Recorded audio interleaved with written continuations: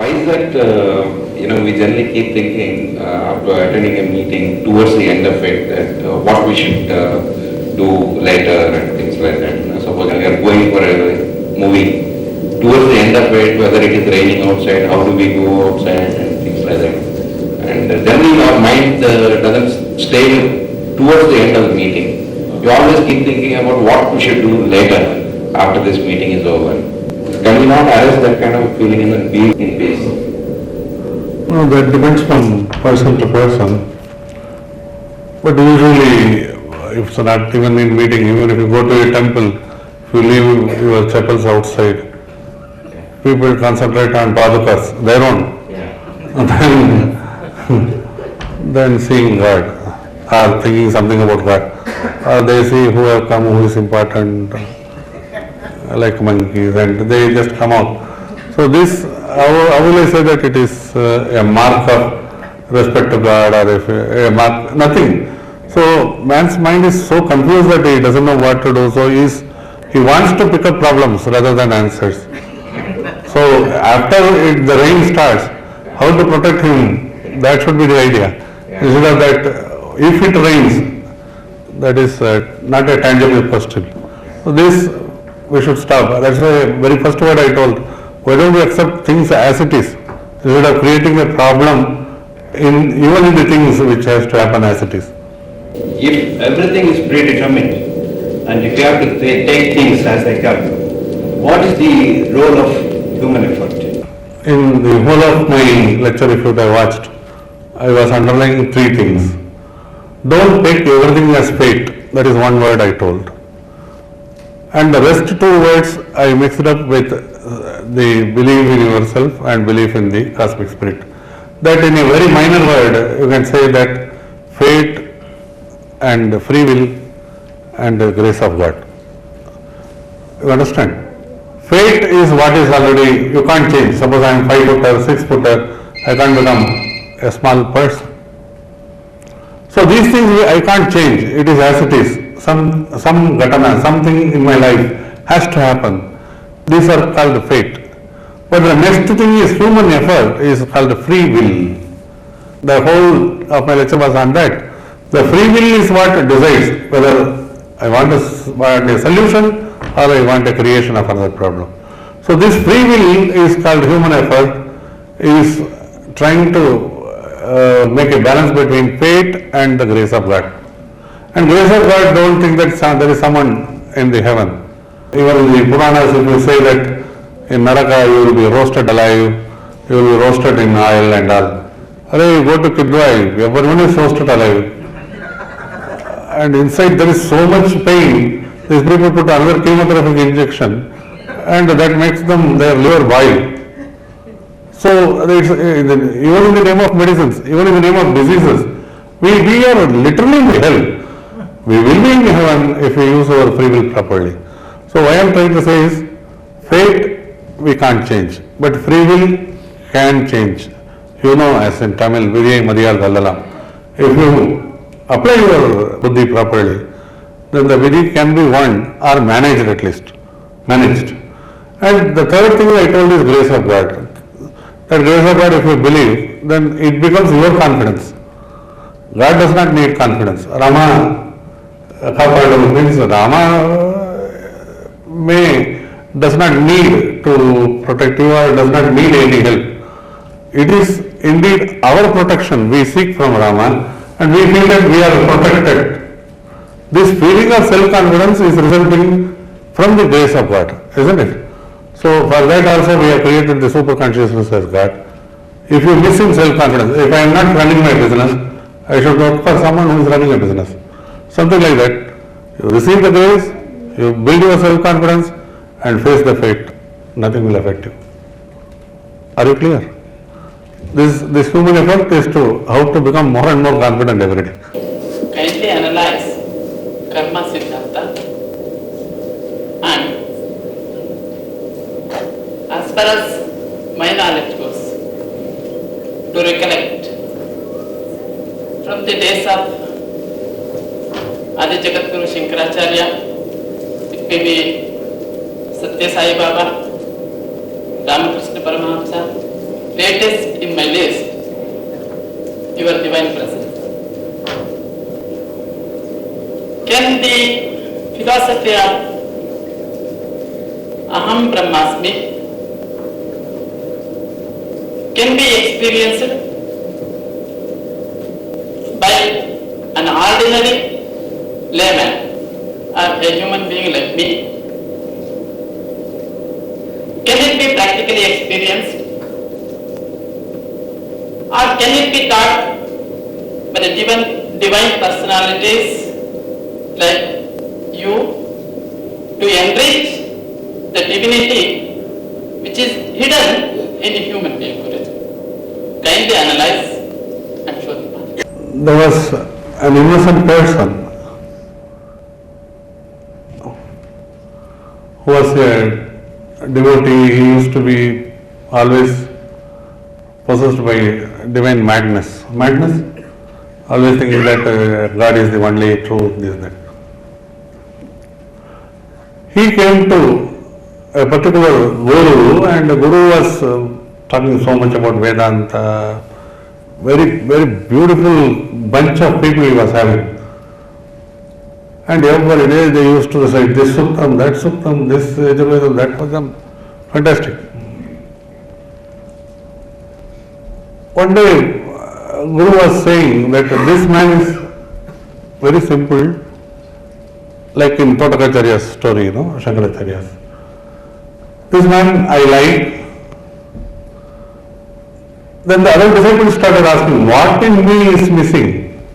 We are so much learning from Guru, and we are reciting so much, and we are following him so much. Why this Guru is after this mad fellow who sits like mad fellow? Then one day Guru wanted to prove what is it. Then one day Guru told, see, I am inside. This door is closed. And if you all open this door, you should open this door to see me. That's what he told. Guru was inside, all the disciples were outside. Guru told, I am inside, this door is closed. You have to open this to see me. Then one by one, the persons came, the students. One was very highly mathematically, so he brought a key, measured the hole, took back, started opening through the key. Nothing happened, he left it. Another man was a magician, so this boy came and used all the mantra power, this, that, the door did not open. And the third man further and further pulled to the other side, so the door did not open. Then ultimately all the pupils of the Guru accepted that we can't open this door, we are sorry. Then this man told, shall I bring that mad fellow to open? Yeah, sure. When we can't open, how can that man open? Then the madman, who is supposed to be mad, the disciple, came and asked, what is for me? The pupils told that this door is closed, inside is Guru. The Guru has asked us to open the door and see him. Then the madman just pushed the door and went inside. The door was not locked. Everyone thinks that there is some lock somewhere. They are locking themselves. I am still trying to find out where is the lock. And in the name of opening, if you are going on using your mathematics, magic, bhakti, you are locking further. It's just open. So all these Vedantas we are referring, something like some healing of mantra, some healing of what you call nowadays this pranayama is taught in various levels of different levels, by Kriya Yoga, this yoga, that yoga. This has nothing to do with your birth and death. The prana exists as it is, but you are going on playing with prana and saying that I have not achieved. What is this? So the fact lies that if you are simple, childlike, the self-realization is there whether we want it or not. There is nothing which can stop us. If we are going to play with Vedanta and Siddhanta, or otherwise also with the life, then we are only playing with our life, in our life, not experiencing the principle of life. So it's very simple. Shri Nath has a question regarding what is the purpose of life, for which Guruji replies. Gupta Chitra decides on the next life form. This Yama is trying to control and put you in a series of experiences outside until you know that you are experiencing that. For that only each birth is devised. 50 years I will give this man. That means within 50 years he has to become Runa Mukta, relieved from the debt. But we create debts. So Runa Bandhana we create. Instead of getting away, we create more and more. So we are trying to follow dharma, follow your duties. So we are made to believe that there is a hell and heaven. But absolutely there is nothing. Svarga. Svar means a purity of consciousness. Evolve into purity of consciousness or live in the life as a person in the hell. Naraka. Once again, Naraka in Sanskrit means Naraka. Bala, Balaka means small child is Balaka and infant is Bala. Nara is a grown-up man. Kha means small-minded man. So all the weak-minded persons, all those people who don't have clear mind are already in Naraka. What more they want? And those who want to evolve, those who want to get rid of all this, they are evolving towards Swarga, a movement towards purity of consciousness. So these two are for the world, but the transcendental state of who is experiencing this, once you are aware, then there is no more death physically, because mental death takes place immediately. Understand this? That is the purpose of life. Even if we do puja, if we are going to abuse the flowers, abuse the priest, abuse the circumstances, then that itself is papa. The kriya is puja. What we do is puja. So the hidden, there is a beautiful word in Sanskrit, dharmasya tattvam nihitam guhayam. Guha means heart. If your heart accepts, do it, you get peace. If your heart does not accept, whether it is good or bad, don't do it. So if your heart does not accept, anything you do will result in reaction, that's called sin. If your heart accepts something, do it, that's called punya. That's for your evolution. It's not for getting anything else. So the kriya takes place even if it is good. If mentally we feel bad or we feel something lacking in us, then we are sinful. The sin is decided only by non-acceptance of conscience. This is the truth. Otherwise there will be no thieves existing, no terrorists existing, no one existing. They all think that that is their work. And no one is punished immediately.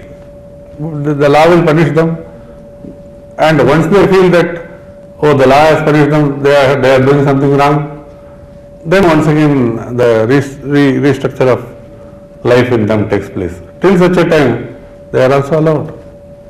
Something like gutters have to be cleaned. Gutters have to be cleaned.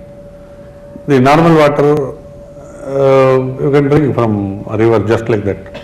But the gutters have to be cleaned, something like that. Man will get cleaned only when the heart or conscience accepts whatever he does as right. That is the mark of sin or punya.